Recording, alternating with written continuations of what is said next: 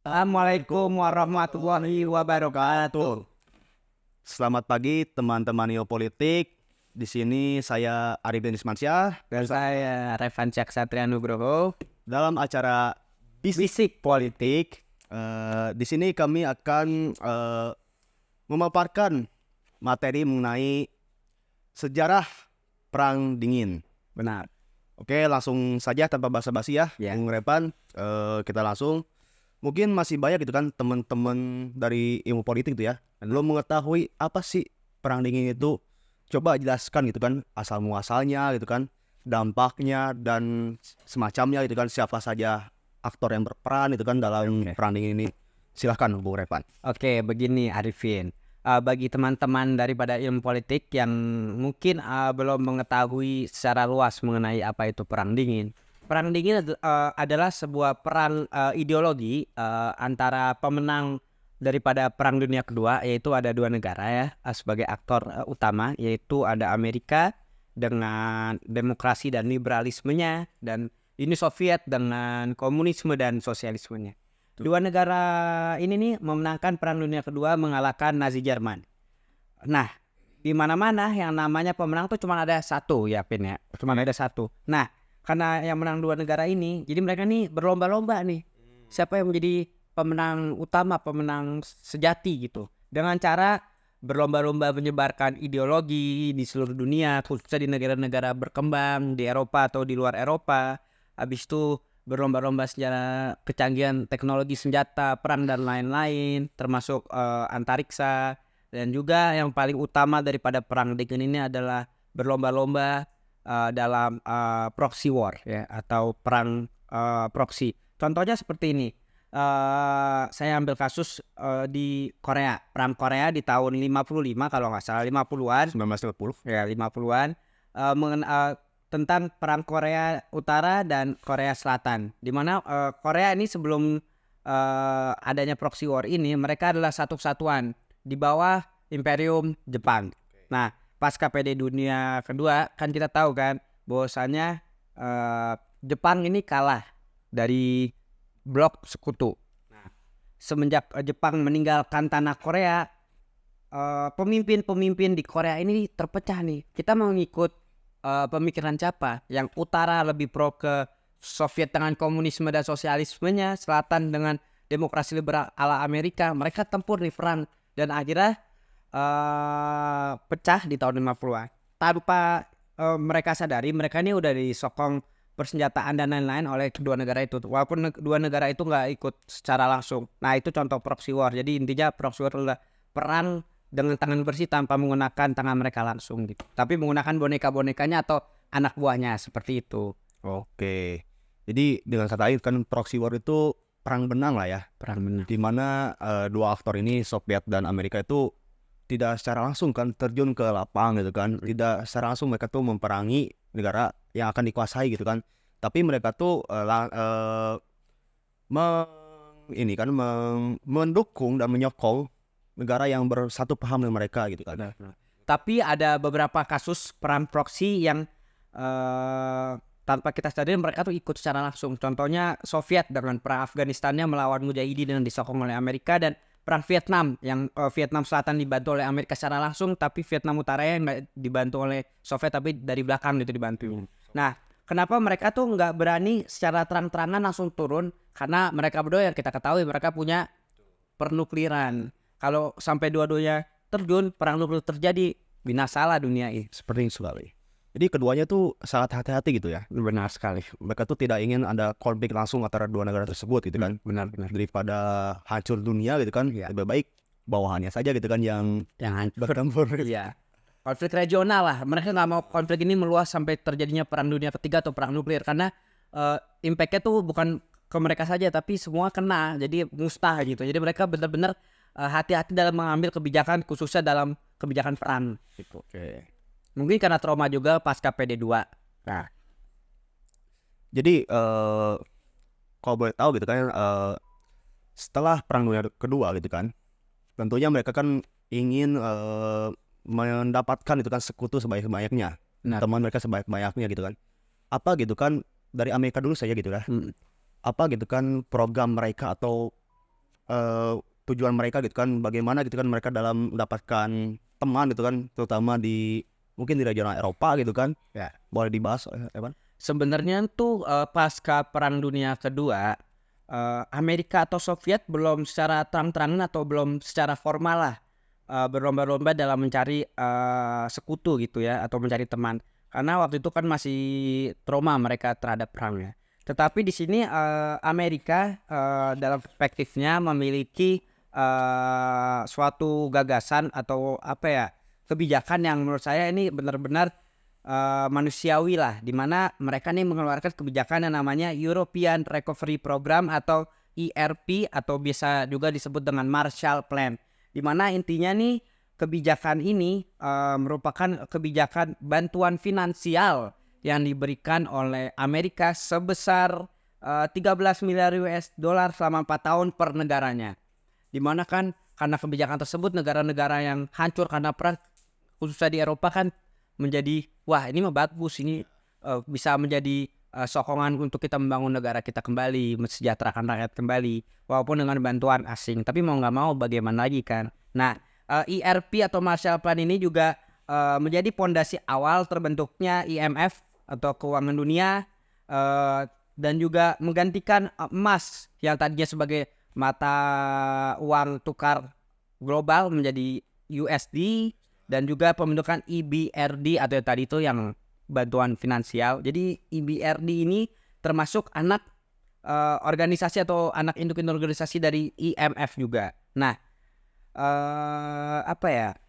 Sekutu juga ingin membangun Eropa kembali menggunakan yang namanya sistem Bretton Woods, yang intinya tuh tadi membangun negara-negara yang hancur karena Perang Dunia Kedua dengan bantuan uang atau finansial untuk membangunnya.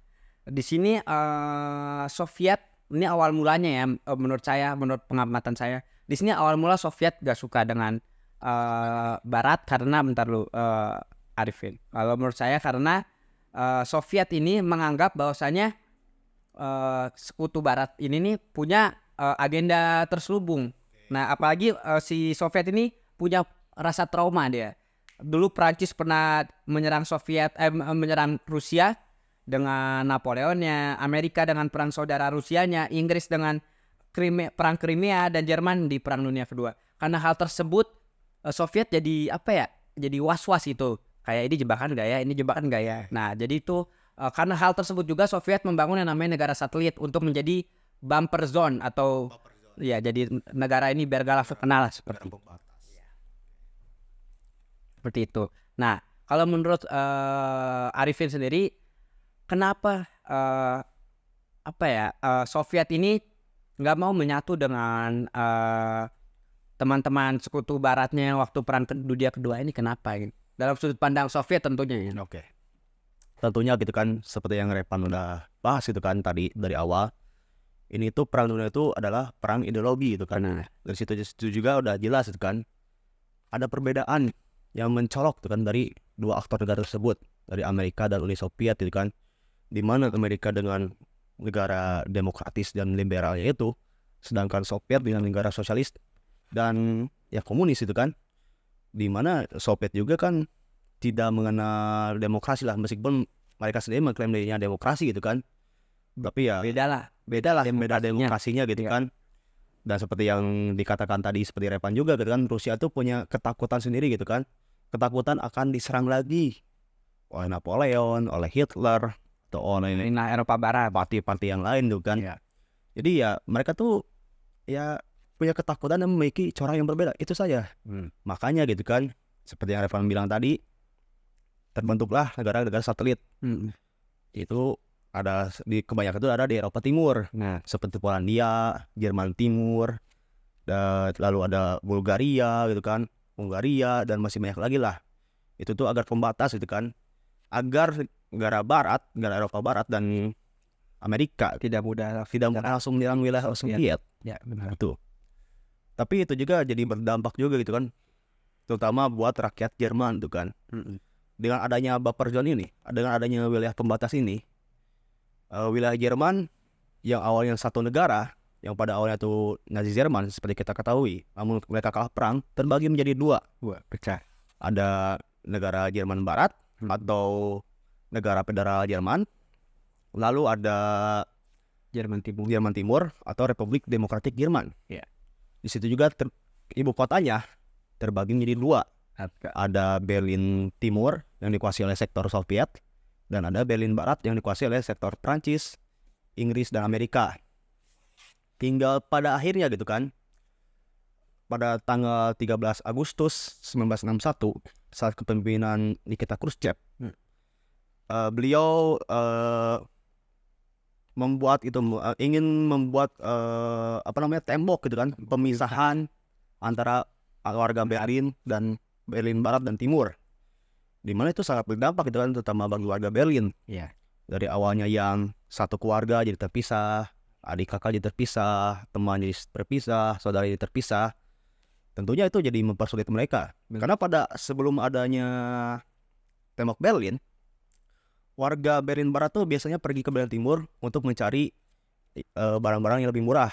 Contohnya gitu kan, mereka ingin ke pasar, ya mereka ke Berlin Timur karena harganya lebih murah.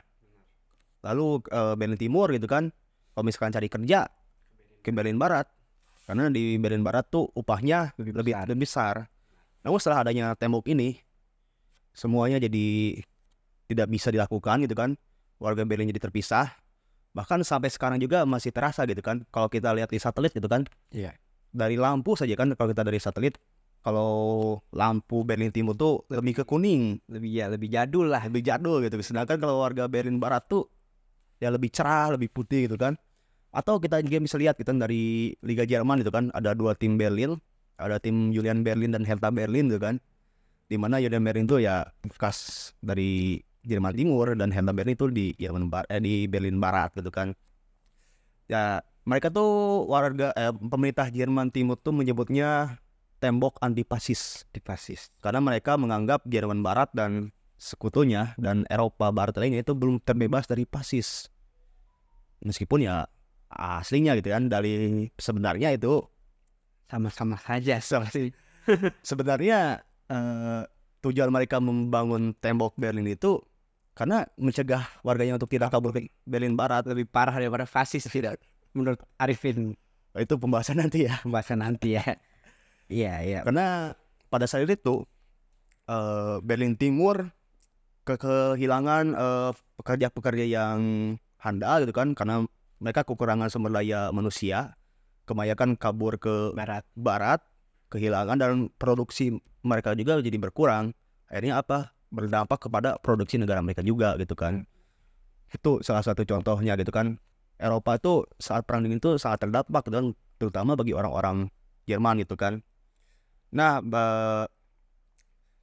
sampai akhirnya gitu kan Soviet juga kan, Soviet dan Jerman Timur tuh yang pada awalnya tuh tahun 61 tuh cuma apa sih itu namanya? Cuma Apa namanya? ya sebelum tembok lah gitu awalnya. Ya, masih kawat duri. Kawat duri itu. Dijaga oleh tentara lah. Jaga tentara aja. Awalnya tipis-tipis.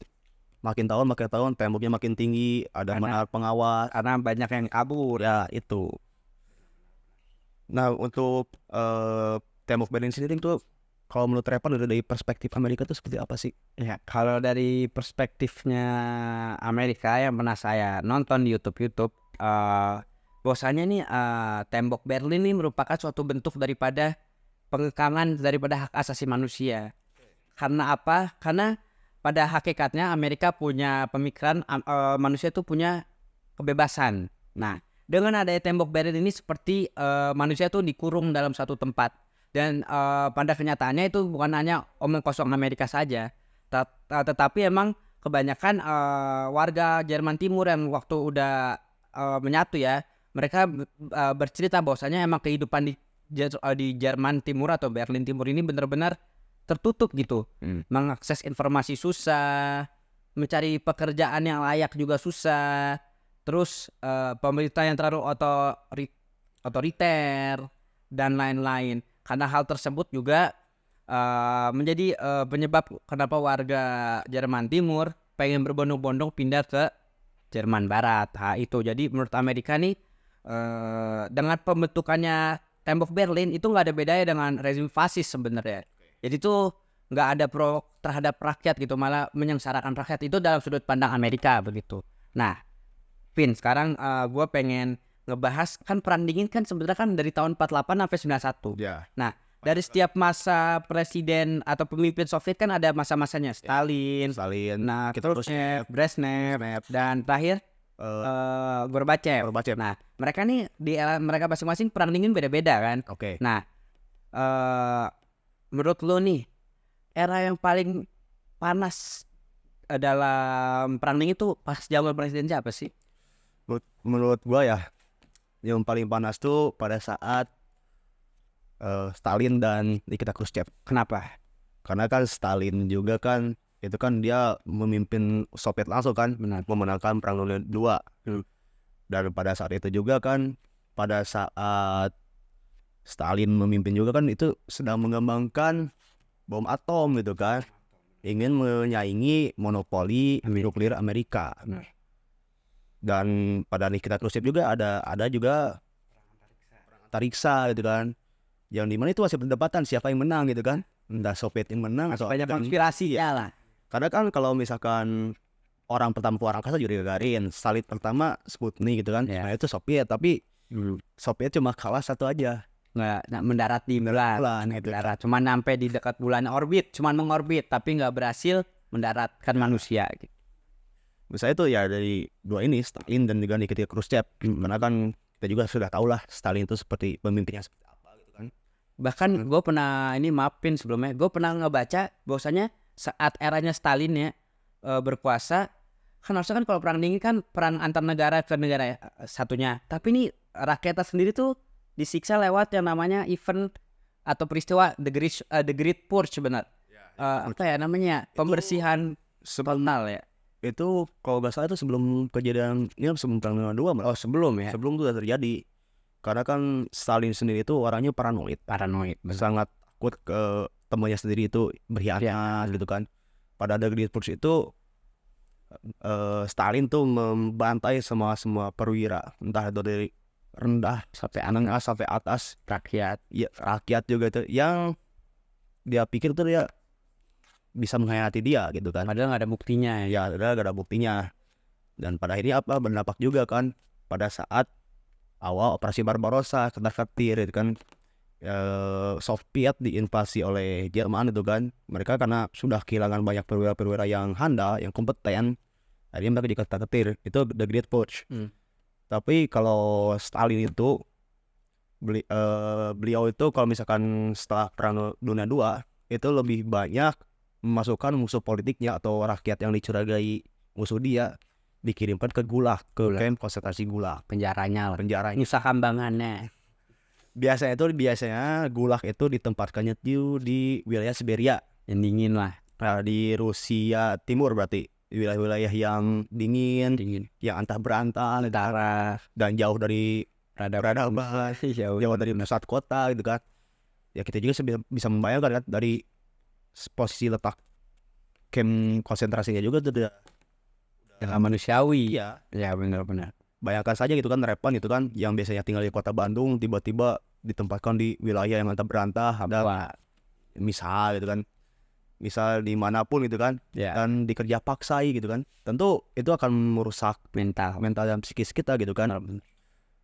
Karena itulah, karena Stalin sendiri itu juga orangnya paranoid. Bahkan penerus Stalin, Nikita Khrushchev itu melakukan destalinisasi, Penghapusan besar-besaran mengenai Stalinan lah.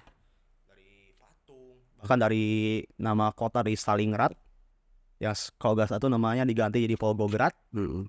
Juga pada awalnya kan lagu kebangsaan Soviet juga itu awalnya kan mengucapkan kata Stalin. Di fun fact aja ya. Ya di fun fact aja gitu, fun fact aja. Diubah, Stalinnya dihilangkan. Sebegitu besarnya pengaruh Stalin selama berkuasa ya. Sampai dihapus aja tuh sebenarnya susah sampai. Stalin itu meninggal tahun 1953 karena keparnoan dia sendiri juga. Iya. Fun fact-nya juga itu kan, Stalin itu meninggal di kamarnya sendiri tanpa ada yang membantu sama sekali. Soalnya takut ternyata takut membantu dia. Takutnya masuk dieksekusi. Aduh. Bahkan pengawalnya saja gitu kan pas ini jangan dia minta tolong kan juga takut. Soalnya sebelumnya ini fun fact juga, sebelumnya pernah ada kasus Stalin minta tolong nih, ya tolong pas dibukain nama ajudannya langsung besoknya dieksekusi mati. Itu menjadi ketakutan tersendiri bagi pengawalnya. Jadi sarannya ya jangan terlalu parnoan, benar tidak Arifin? Benar. Jangan terlalu paranoid lah, apalagi sebagai pemimpin gitu kan. Oke lanjut gitu kan, masa kepemimpinan Nikita Khrushchev itu tuh lebih fokus ke space race ya kalau saya lihat ya. Ya benar. Dan tentunya militer juga jangan lupa, karena APBN Soviet itu difokuskan kedua hal itu pada saat Nikita Khrushchev. Jadinya Hampir 80% kalau nggak salah, 60-80. hampir segitu. Makanya gitu kan, saya berpikir gitu kan, kalau ingin sukses di zaman saat itu, kalau kita jadi rakyat Soviet tuh caranya ya Masuk militer dan atau enggak masuk jadi politik. ilmuwan, ya atau nggak jadi ilmuwan. Bisa gitu kan. Benar-benar. Karena ya saking ambisius mereka itu kan dalam mengalahkan Amerika Serikat gitu kan. Nah, bagi saya ya dua pemimpin itulah yang paling panas itu, Nikita Khrushchev dan Stalin. Benar. Tapi ya menurut saya gak ada yang better sih, mau Nikita Khrushchev mau Stalin, dua-duanya otoriter. Cuma ya untuk Nikita Khrushchev sendiri mungkin ada sedikit reformasinya, sedikit mungkin agak ringan sedikit, meskipun ya sama-sama otoriter sih menurut saya. Benar. Soalnya Leonid Brezhnev ya lebih tenang lah. Tapi lebih korup juga ternyata. Iya. Leonid Brezhnev juga kalau gak salah kan pernah mengunjungi ke Amerika Serikat kan, kalau gak salah. Tapi setahu gue juga dari kan kalau bisa kita bilang presiden atau pemimpin Uni Soviet kan bisa dihitung jadi ya. Kalau nggak salah cuman Lenin, Stalin, Khrushchev, Brezhnev, Gorbachev, 5 Nah, kan. dua lagi ada Konstantin Chernenko sama satu lagi tuh Tapi cuma sebentar jadi nggak orang pada jarang tahu. Nah dari kelima ini yang paling membuka diri dengan Amerika dengan global cuman Gorbachev. Tapi itu juga menjadi blunder gak sih? ya blunder Menjadi salah satu faktor bubarnya Soviet. ya. Karena Gorbachev sendiri kan dibandingkan pemimpin Uni Soviet sebelumnya, dia tuh lebih lebih terbuka. Dia tuh kayak kalau bisa dibilang dia tuh lebih lebih iri gitu kan ke demokrasi Amerika gitu kan. Dia juga akhirnya mengeluarkan kebijakan sosial dan ekonomi perestroika Glasnost atau perestroika dan Glasnost, atau dalam bahasa Indonesia tuh Jelasin Pin apa itu perestroika. keterbukaan dan transparansi. Dimana gitu kan pada awalnya kan Uni Soviet tuh negara otoriter yang tertutup, jeruji besi, tidak boleh mengkritik partai, tidak boleh mengkritik pemerintah gitu kan. Tapi oleh Mikhail Gorbachev tuh dibolehkan gitu kan. Pada akhirnya dijadiin kesempatan itu kan oleh rakyat-rakyat untuk Soviet. memerdekakan diri, Ya. blunder terbesar. Tetapi ini maaf motong ya, Pin ya. Hasil pengamatan gua, bahwasanya faktor yang paling menunjang daripada bubarnya Uni Soviet selain yang tadi tuh perestroika sama Glasnost nih, ada satu lagi, perang Afghanistan secara tidak langsung. Karena apa? Karena perang Afghanistan merupakan perang di era perang dingin nih yang paling lama. Dari zaman Brezhnev awal tuh 70-an sampai 80-an akhir. Ya. Sampai Gorbachev awal-awal diangkat. Dan juga udah ngeluarin banyak anggaran, otomatis kan pajak rakyat naik kan. Ya. Tapi ujung-ujungnya apa? Kalahnya sama Mujahid. Itu mengubah perspektif daripada masyarakat Soviet dan masyarakat global, bahwasanya yang tadinya katanya negara adidaya, kok lawan teroris lokal aja nggak bisa gitu. Karena itu goncang hancur lah gitu. Kalau itu juga kan Mujahidin ini kan didukung Amerika sendiri juga gitu kan. Benar. Dan pada akhirnya kan jadi setelah lepas dari Soviet kan jadi kelompok teroris lah. Yang jadi cikal bakal ISIS dan apa tuh namanya satu lagi? Taliban. Banyak sih sebenarnya, tapi yang paling tapi kalau kita ngebahas Afghanistan ya kita paling kental dengan Taliban pasti. Iya pasti. Bisa dibilang tuh perang Afghanistan Soviet itu seperti perang Vietnam. Benar. Perang Vietnam versi Soviet. Karena kan Amerika juga kalah. Ini gitu kan. Benar.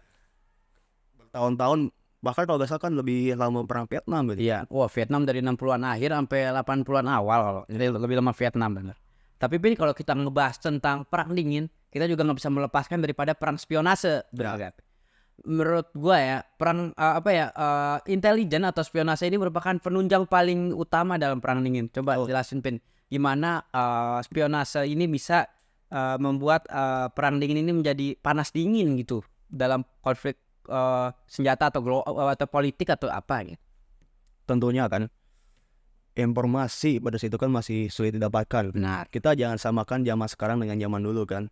Zaman sekarang kan kalau kita mau cari informasi kan mudah ya kan, tinggal buka HP, ke internet, kita bisa tahu Mana yang hoax, mana yang enggak. ya, kita bisa tahu kabar yang dari jauh, kejadian yang dari jauh lampau gitu kan. Sedangkan kan zaman dulu kan Radio itu radio. kan susah gitu kan. Apalagi kan kita misalkan dari perspektif Amerika sendiri gitu kan. Dia melawan negara tertutup, melawan negara Uni Soviet dan negara satelitnya gitu kan. Tentunya gitu kan peran CIA dan Soviet sendiri kan KGB itu kan. Itu sangat penting gitu kan dalam memainkan perannya gitu kan. Khusus dalam panggung politik ya. Ya. Apalagi kan banyak juga kan agen-agen KGB gitu kan yang ditempatkan di Berlin, di Jerman Timur itu kan, di Berlin Timur. Contohnya Putin. Putin sendiri kan pernah dikerjakan di Berlin. Timur. Beliau juga kan bisa bahasa Jerman, bahkan dia bisa berbagai bahasa karena dia juga kan mantan Agen. agen tuh kan. Tentunya sangat penting itu kan. Entah itu kita ada berbagai cara gitu kan, kita mengirimkan agen atau kita mengirimkan atau kita melihat dengan satelit kan. Iya. Kita ingin melihat keadaan itu. Karena contoh gitu kan ada kejadian di Ukraina yang pada saat itu masih jadi Satelit. bagian dari Soviet. Ya. Enggak ini Ini negara bagiannya. negara bagian bukan satelitnya. Mungkin Repan sendiri juga pernah dengar Chernobyl itu kan. Chernobyl. Oh ya, kasus kemanusiaan nuklir ya yang Iya. bocor ya. Chernobyl itu kan awalnya itu kan sebenarnya itu tuh reaktor nuklir pembangkit untuk tenaga listrik kan. Yes. Tapi ya karena ada berbagai kesalahan teknis, Bocor. ya teknis juga dong maksudnya. Bahkan itu juga kan katanya udah usang juga gitu kan si fasilitasnya. Uni Soviet itu mencoba menutup diri gitu ya. Kan coba Menutup-tutupi dari internasional karena aib lah, bisa dibilang aib. Karena juga kan sekelas negara adidaya sampai reaktor nuklirnya aja bisa bocor kan berarti ada kecacatan. Iya. Nah di situ dia malu, Iya. harga diri jatuh, makanya diumpetin. ketahuan sama Amerika juga diperhatikan dari satelitnya juga. Iya, ada suhu yang berlebihan di sini, ketahuan juga ujung-ujungnya. Nah itu sepenting itu informasi gitu kan, karena ya apalagi dari Amerika sendiri kan harus lebih all out gitu kan, harus lebih kerja keras itu kan dalam mendapatkan informasi gitu kan. Nah boleh dah ya kita bahas yang lain gitu kan. Boleh, Bu. Tadi kan sudah bahas perang Afghanistan gitu kan Dan lain-lain. Ada yang kelewat satu nih, Apa tuh, Pir? perang Vietnam. Aduh, ini sebenarnya yang paling krusial nggak sih? Ini event paling krusial saat perang dingin berlangsung. Iya. Karena ini impactnya merugikan selain manusia tuh alam, politik dan lain-lain. Bahkan sekarang kan negara-negara Kamboja dan Laos kalau saya itu masih terdampak gitu kan, karena kan pada saat perang itu mereka tuh banyak menempatkan landmines, Ranjau darat dan bahan-bahan kimia nggak? Iya. Perang Vietnam ini bisa dibilang agak unik ya menurut saya, Unik. karena kita sudah tahu ya Amerika dengan canggihnya persenjataan dan lain-lain kalah sama petani-petani. Cuman karena medan tempurnya yang tidak biasa mungkin di hutan. Menurut Repan sendiri itu faktor apa saja gitu yang bikin Amerika kalah gitu dalam perang Vietnam itu? Pertama ya, kalau kita ngebahas tentang perang Vietnam dan Amerikanya, di sini kalau perang dingin yang menjadi faktor utama adalah harga diri, pride kan ya. Di sini Amerika nih udah terlalu over pride, udah terlalu kepedean, bahwasanya ya elah ini kita ngelawan petani Vietcong nih gampang, tapi ternyata ini kita masuk faktor yang kedua karena mereka nggak tahu lingkungannya. Amerika nggak terbiasa dengan yang namanya perang gerilya. Ya perang di hutan, apalagi dengan jebakan-jebakan manual buatan Vietcong dan lain-lain. Nah karena juga Amerika juga nggak memperhitungkan bantuan dari Soviet. Soviet tuh membantu Vietcong dari persenjataan dan latihan. Nah mereka tuh merendahkan kayak ya ini paling Soviet juga nggak tahu mengenai lingkungan perang ini secara maksimal juga, karena kan jarang ada perang gerilya juga di Soviet kan.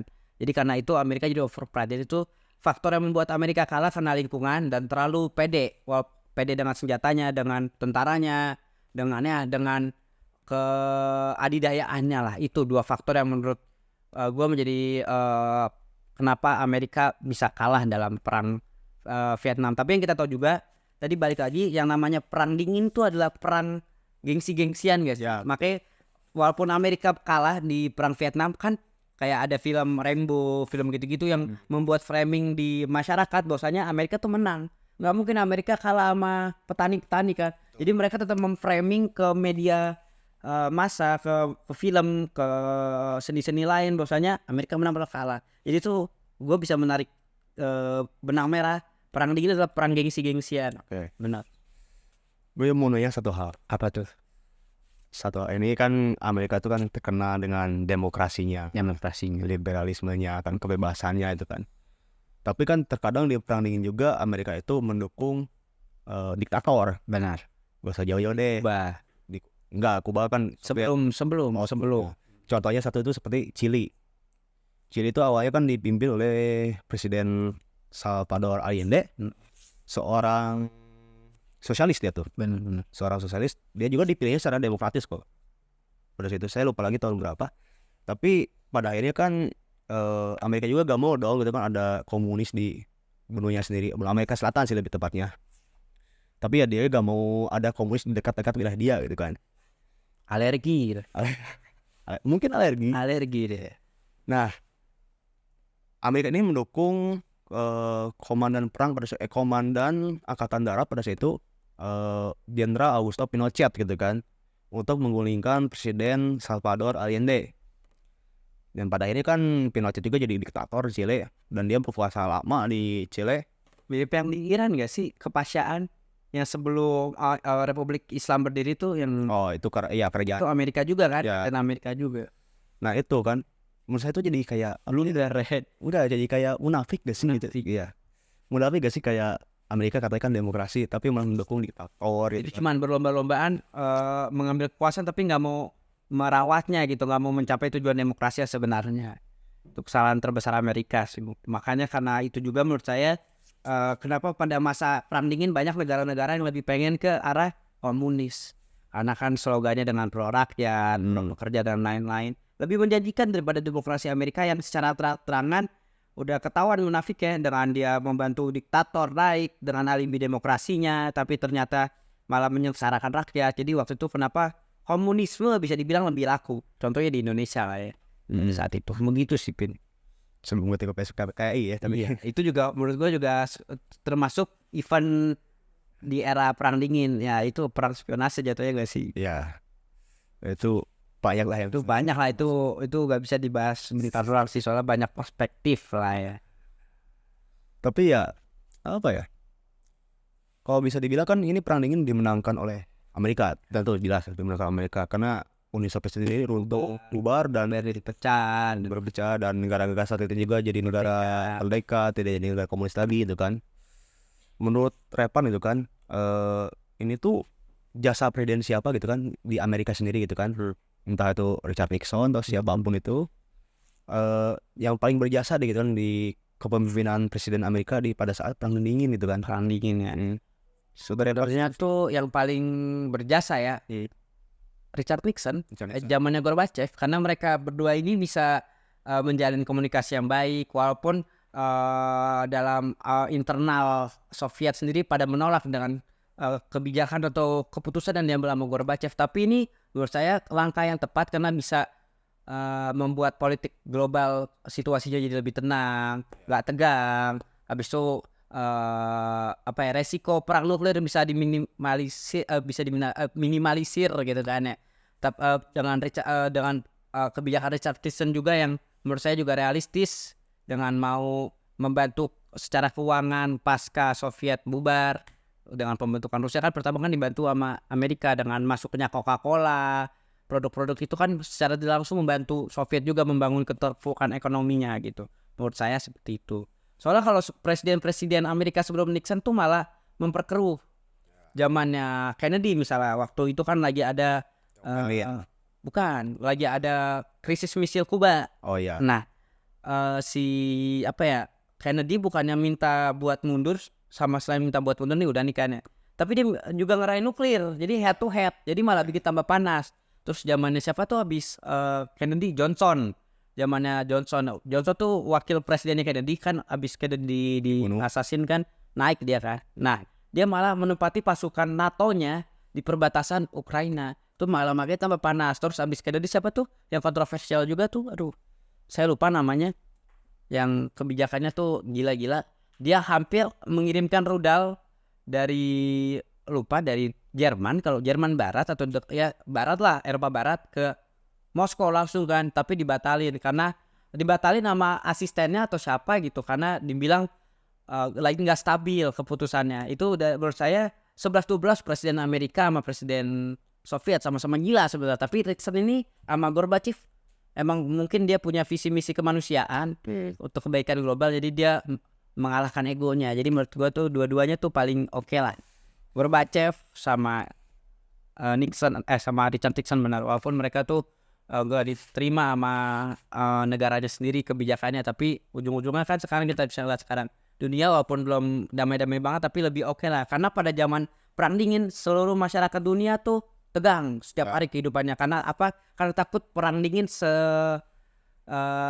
bisa aja pecah gitu, perang dingin lagi, perang nuklir ya, bisa aja pecah, jadi mereka tegang. Nah zaman sekarang kita ini bisa lebih chill gak sih, lebih santai kan.